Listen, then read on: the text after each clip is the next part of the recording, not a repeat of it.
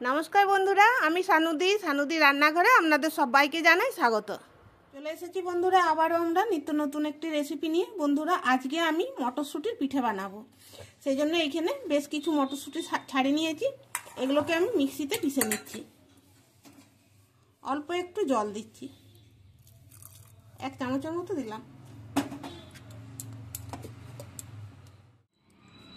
মটরশুঁটিটা পিষে নিয়েছি।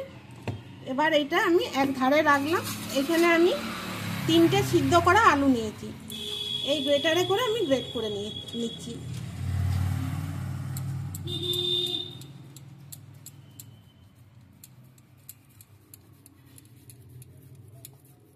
আলুটা হাতে করেও মাখা যাবে, তবে গ্রেটারে করে গ্রেট করে নিলে কি হয়, আলুটা খুব ভালো করে মানে একদম স্মুথলি হয়। আলুটা গ্রেট করে নিয়েছি।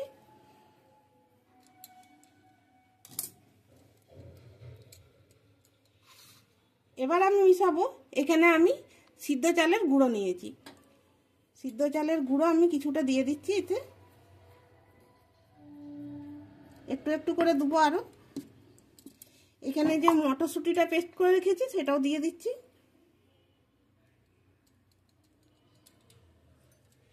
এবার আমি দিচ্ছি স্বাদ মতো নুন। এবার আমি ভালো করে মেখে নিচ্ছি। মটরশুঁটিটা পেশার সময়তে মটরশুঁটির সঙ্গে একটু কাঁচা লঙ্কা, ধনা পাতাও দেওয়া যেতে পারে।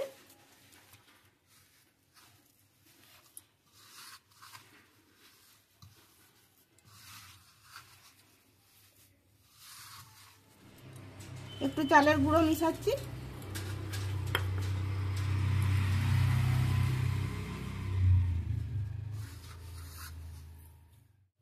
এই দেখুন বন্ধুরা, এটা মেখে নিয়েছি। আর খুব একটা আমি নরম মাখিনি আর খুব একটা শক্তও মাখিনি। নর্মাল যেমন মাখা হয় চালের গুঁড়ো সেরকমই মেখেছি। এবার আমি একটু হাতে সরষের তেল নিয়েছি, দিয়ে এর গায়ে বুলিয়ে নিচ্ছি।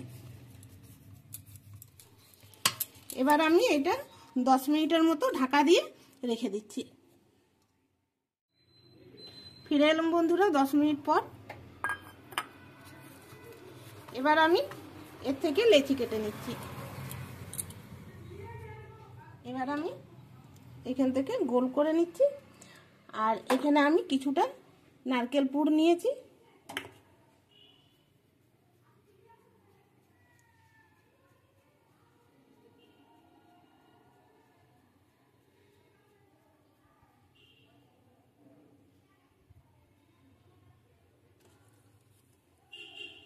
পুর ভরে দিচ্ছি। এবার হাতে করে এইভাবে করে নিচ্ছি।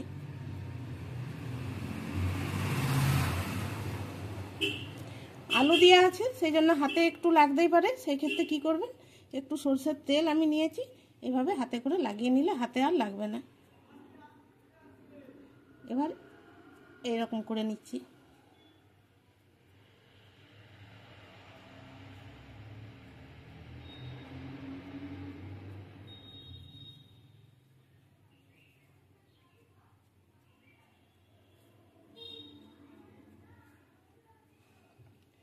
ছুরি নিয়েছি, ছুরিটা তো একটু এভাবে তেল লাগিয়ে নিচ্ছি, একটা ডিজাইন করে নিচ্ছি।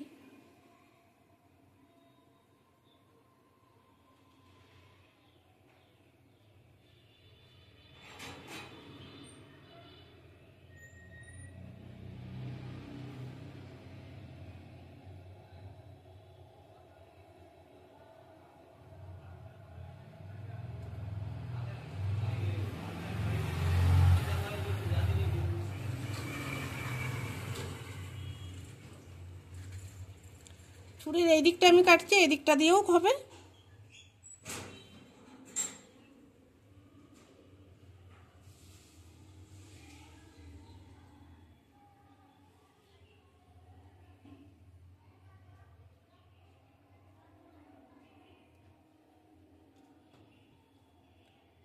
অল্প একটু মুখটা এইভাবে বাঁকিয়ে নিচ্ছি, এদিকটা সরু করে নিচ্ছি। সুন্দর একটা পাতা শেপ এলো।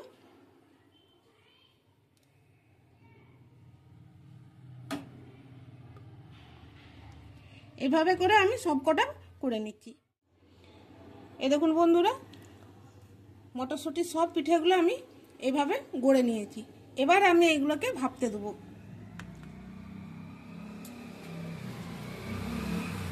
জল বসিয়েছি গরম হতে, একটা ছিদ্র থালা নিয়েছি, এটাতে তেল বুলিয়ে নিয়েছি। এবার একে একে আমি দিয়ে দিচ্ছি।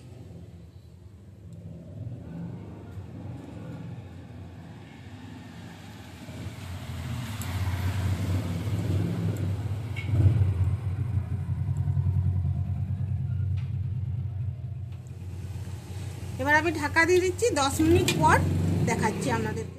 ফিরে এলাম বন্ধুরা 10 মিনিট পর।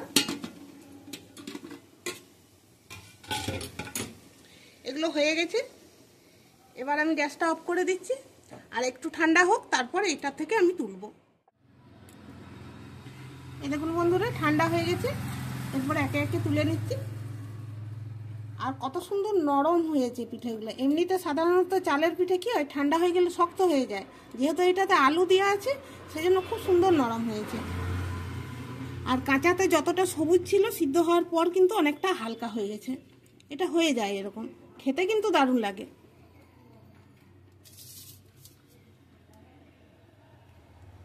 একটা ভেঙে দেখায়। এ দেখুন কত নরম হয়েছে দেখুন। যাদের খাওয়ার অসুবিধা হয় দাঁতের জন্য, তারা কিন্তু খুব ভালো খেতে পারবে এগুলো। বন্ধুরা, আশা করবো আজকের এই রেসিপির ভিডিওটি ভালো লেগেছে। ভালো লাগলে লাইক করবেন, আর আমাদের চ্যানেলটিকে সাবস্ক্রাইব করে আমাদের পাশে থাকবেন। একবার আপনারাও এইভাবে বানিয়ে দেখবেন। ঠিক আছে, আবার দেখা হবে পরের ভিডিওতে। সবাই ভালো থাকবেন। ধন্যবাদ।